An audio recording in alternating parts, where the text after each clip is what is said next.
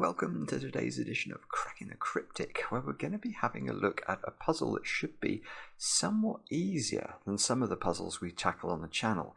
And I say that because this puzzle has just one star out of 5 for difficulty on Logic Masters Germany. So it's the easiest rating they do, and yet this is the highest rated easy puzzle on the whole site. This puzzle is rated over 90% approval rating, even though it's supposed to be quite easy. So for any of you out there who are new to variant Sudoku, this ought to be a puzzle to cut your teeth on. Now, it's called Treasure Map, and I rather like this because I think the idea is you start here and you end up at X marks the spot up there, although the other interpretation is this is a very strange looking creature, and this is the head and this is the tail, and I sort of like that as well. And it's by Jay Dyer, and basically every puzzle we've ever done by Jay has been absolutely superb, so I'm sure this is going to be very cool indeed. I don't have much news for you today, just an appeal really. If you enjoy the channel, please do hit the subscribe button, hit the bell icon so you get notified when we make new content, and if you really like us, you could even think about becoming patrons of the channel over on Patreon. It's a couple of bucks a month, and I promise you it's the best Sudoku club on earth. Many of your fellow solvers would, I think, agree with that. So that's all I've got to say. Let's get on with the puzzle. Here are the rules. Normal Sudoku rules apply. Digits along the arrow, there is only one arrow and it is rather long, sum to the 2-digit number in the connected pill. That must be that one. Pairs of digits diagonally adjacent to each other across the X sum to 10. So that's telling us those two cells sum to 10, and presumably, therefore, those two cells sum to 10. And that's all the rules. So, do have a go. The way to play is to click the link under the video as usual. Now I get to play. Let's get cracking. And I'm guessing, I mean, just from the point of view this has a unique solution, it must be that this is probably 98 or something like that, because there can't be many degrees of freedom on here, because there's no way of resolving the degrees of freedom. We have only got one arrow and this sort of 10x to deal with. So how are we going to work this out? We're going to have to add, I think. So, I mean, my first reaction is I can see that these four digits on the arrow here could be a minimum of 1, 2, 3, and 4. So they would add up to a minimum of 10. Those would add up to a minimum of 6. So we're not doing very well so far. 16. 1, 2, 3, 4. Ah, this is better. 1, 2, 3, 4, 5, 6, 7. Right. There are 7 arrow digits in box 7.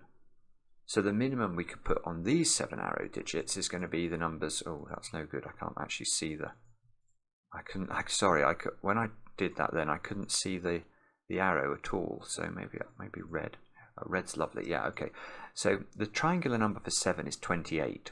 And that means the minimum number I can put onto these cells is 28, 1, 2, 3, 4, 5, 6, and 7. So now we're up to, what was it, 28. Oh, and 16, that's 44. So we're at 44 so far, and we're in box 5, where again we've got 4 digits on the arrow. So that's another 10. I'll make those blue again, therefore. So that's 54. 1, 2, 3, 4, 5, I think. Triangular number for 5 is 15. I haven't used a colour for 15 yet. Yellow. You can actually see the grey against the yellow. So 15, what were we up to? 54, 69 now. A propitious number, some would argue. Only a 1 and a 2 there, so that's I could just about see it when it's just in 2 cells. So they could be a 1 and a 2 pair. So we're now up to 72 minimum. So we are heading up towards the expected 98, but we're not there yet. So what are we up to? 72, and we've got another. So we've got 75 there. That's the sort of same total again. But although I can't actually do that, because I can't put 1 and 2 in there and then a 1 or 2 in there as well. So perhaps we need to think about the purple ones a little differently. What are we on? We're on 69 before we get to purple numbers. So why don't we make those a 1, 2, 3 triple, which would be 6, and put a 1 there. That would be 7. So the minimum I could put into these squares is 7, not 6, which is what I had before when I did this, which was impossible. So now I'm up to 7 plus 69, so 76. 1, 2, 3, 4, 5, 6. So the triangular number for 6 is 21. Oh, bobbins. No, this is right. This is right. That's fine. So I'm on 76. I'm going to add another 21 to that. So I'm now on 97 as an absolute minimum. And if I put 1 in there, that's 98. So it's an absolutely forced situation. Whoa, I didn't mean to do that. This is, we might have to get rid of all the colours now. But basically I have to make all of these cells as low as I can, and they are a 1, 2, 3 triple, and that is a 1. So that is not a 1. Yeah, let's get rid of all the colour now. How do we do that? Like that, I think. And we can just minimize everything. So in fact, in this box, it might be better to fill in the other cells. They have to be 7, 8, and 9, rather than to put 1, 2, 3, 4, 5, 6 on the arrow. That had to be a 1, 2, 3, 4 quadruple. 2, 3, 4, 5. That had to be a 1, 2, 3, 4, 5 quintuple. Yeah, in this box, we've got a sort of 1, 2, 3, 4, 5, 6, 7 septuple. Or we could just write 8, 9 in there, and therefore 8, 9 in here, and therefore 8, 9 in there. So that's rather beautiful. Now we've got a 7, 8, 9 triple in row 2.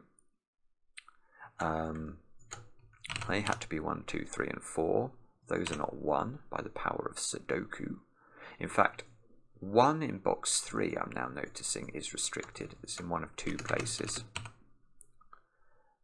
That's not a 1. Those are not 1s. And in this box, we've got a 1, 2, 3 triple.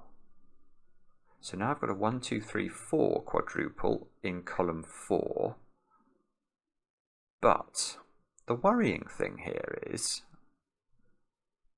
I haven't really got many digits, even though I sort of know quite a lot about 1, 2, 3. So these squares have to have 1, 2, and 3 in them. Let's just highlight that for a moment in case that allows inspiration to strike. Well, okay, and I know that they all sum up to 98, so let's not neglect putting the total in. Yeah, actually that's useful. So that gets us a 9 in this domino by Sudoku. It gets me an 8 here by Sudoku. Ah, so we get 8 and 9 and 9. Aha, right, good grief. That's really surprising. I presumed it was going to be the low digits that were going to reveal all the secrets of the puzzle, but actually it seems to be the high digits that are doing some damage. This 8 gives me the 8 and the 9 in box 1. That places an 8 in box 2. Place this 9 does the 9 and the 7. It's very skillfully done, this puzzle. That's a 7 by Sudoku, that's a 7 by Sudoku, that's a 7 and a 6. Because to set a puzzle that's effectively only got one clue, that has a unique solution, would be quite a daunting thing to do. Now, I'm seeing something interesting here about 9s in this box, because I can't put 1 on these x's, so I actually can't put 9s on the x's either. Because obviously 9 and 1 make 10. So the 9, I think, has to go here, and that means I get a 9 at the bottom of the grid. And that means I get a 9 in, nearly one of those 2 cells. I'm not sure if I can resolve that. I sort of feel like I might be able to, but I'm not seeing how to do that. 8 can be placed. Oh, this is gorgeous. Right, so now I get the 8 in box 5. The 7 in box 5 by pencil marks, and the 9, and the 9, and the 8.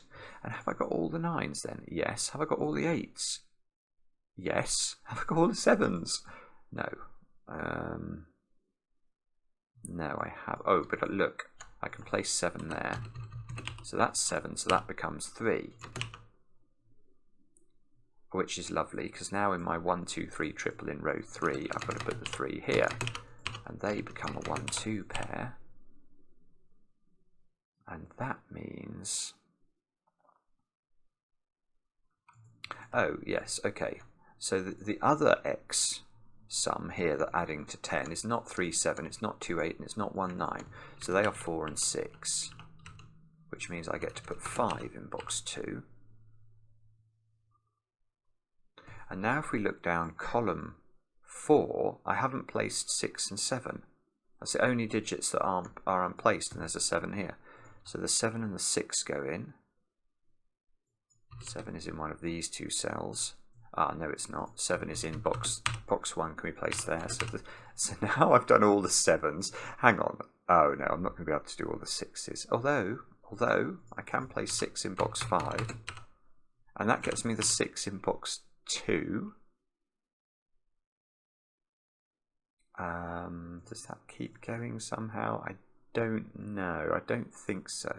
Oh, maybe. Actually, 6 there.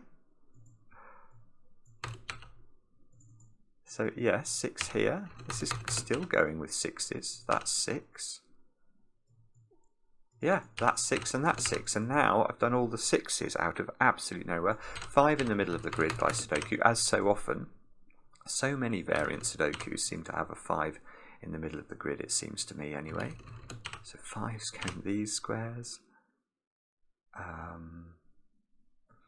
This row needs just 4 and 5 in it, doesn't it? So we can put these in 4, 5, 4, 5. This row needs 2 and 4 in it.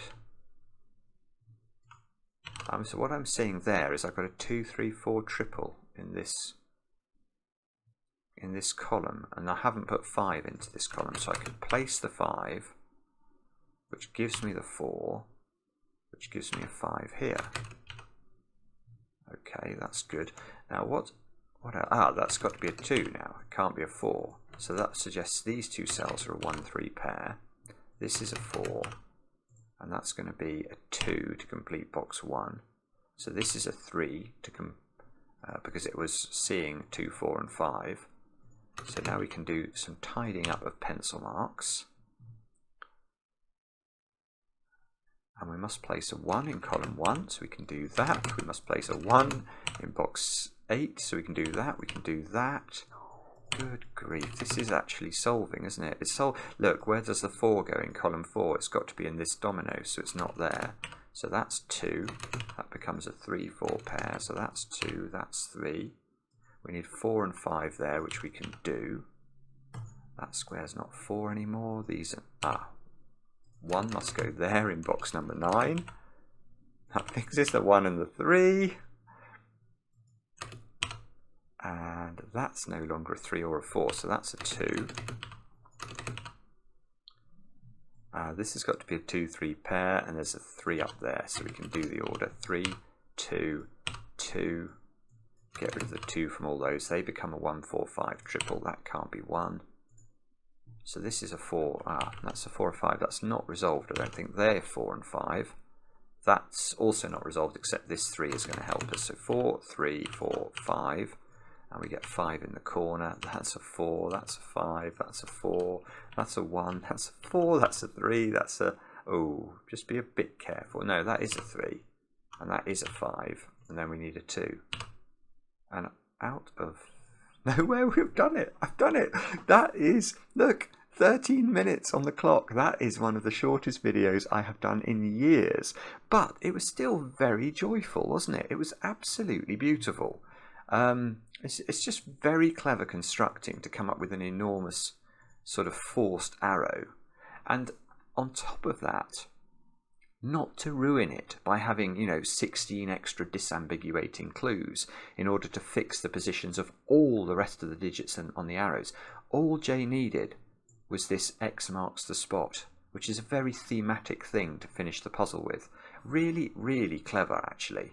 I can see why it's got such a high rating, and I can see why so many people have enjoyed solving it. I hope you did too. Let me know in the comments. I do enjoy the comments, especially when they're kind, and we'll be back later with another edition of Cracking the Cryptic.